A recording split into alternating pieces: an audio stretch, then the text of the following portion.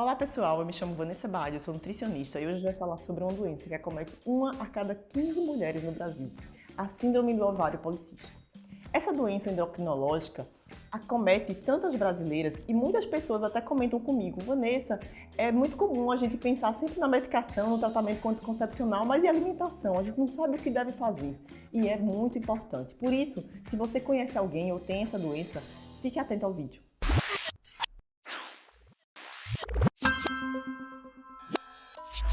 Bom, principalmente, o que a gente tem que pensar falando de síndrome do ovário policístico é que a alimentação deve ser um dos tratamentos base. Isso porque, infelizmente, a gente ainda não descobriu a cura para a doença.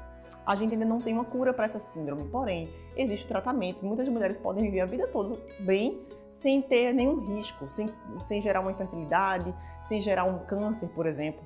O que eu sempre falo para vocês, a síndrome, como o próprio nome já diz, é um conjunto de sinais. 2 ou 3 sinais já dão um diagnóstico dessa doença. Ou seja, ciclo menstrual irregular, aumento de acne, aumento de peso, hirsutismo, que é o aumento de pelos em regiões que as mulheres não têm muita facilidade de ter, por exemplo, na barba.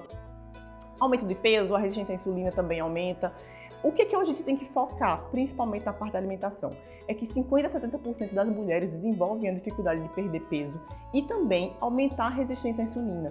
Isso aí traz riscos pra gente, principalmente em relação a diabetes, que é uma coisa que depois que se pega não tem mais cura, e também aumento de gordura abdominal.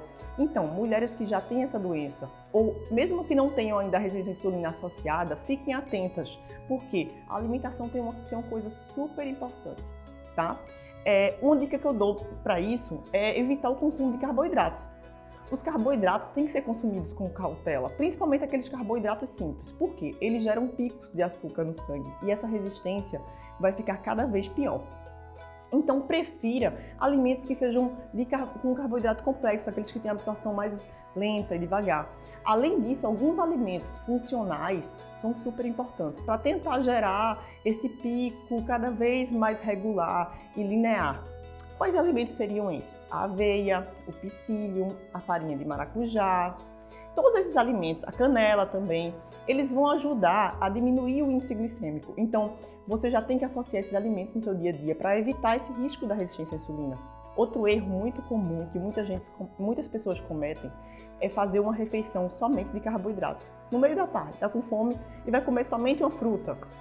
Isso aí piora, porque ele vai ter mais facilidade do carboidrato gerar esses picos. Então, sempre que for fazer uma refeição, consuma o carboidrato como uma fonte de proteína ou uma fonte de gordura boa, por exemplo, uma fruta e castanhas, a proteína do ovo com o pão, por exemplo, ou a batata doce.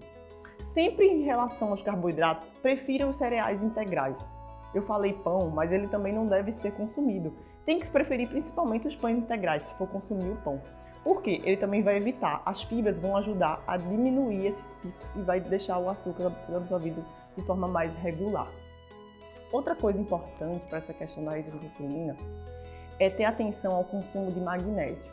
A gente tem que aumentar o consumo de magnésio, porque aí ele melhora a sensibilidade da insulina na célula. Então, que alimentos seriam esses, Nutri? O espinafre, a couve-folha, o abacate. Todos esses alimentos que vão ser ricos em magnésio vão ajudar a regular essa sensibilidade à insulina. Então é como se fosse uma prevenção desses picos, tá? Esses picos de açúcar no sangue. Então não deixe de consumir esses alimentos. Outra coisa que é importante a gente falar é sobre o consumo de alimentos que são ricos em ferro. Por quê? Muitas mulheres acabam tendo um fluxo menstrual bem bagunçado e eles geralmente aumentam. Então, pode ter uma tendência de ter menos ferro do que na época que ela não tinha a doença. Então, já tem que se preocupar com o risco de uma anemia associada. Consumir carnes, frangos, alimentos com vitamina C, na hora que você consumir essas proteínas que são ricas em ferro, feijão, lentilha, e sempre associar uma vitamina C. Por quê? Isso vai ajudar a aumentar a absorção de ferro e vai prevenir essa questão da anemia. Essas são as dicas principais, mas lá no blog eu fiz uma matéria há um tempo atrás falando sobre essa síndrome. Eu deixei uma lista de alimentos que você não deve deixar de consumir. Então eu vou deixar o link aqui no vídeo para que vocês possam acessar também essa matéria. Esse tema é super importante, então não deixe de compartilhar com seus amigos. Porque muitas vezes alguém está tendo essa doença e não sabe, não tem a mínima ideia de que ela pode trazer tantos riscos como de infertilidade, aumento de peso, uma diabetes, por exemplo.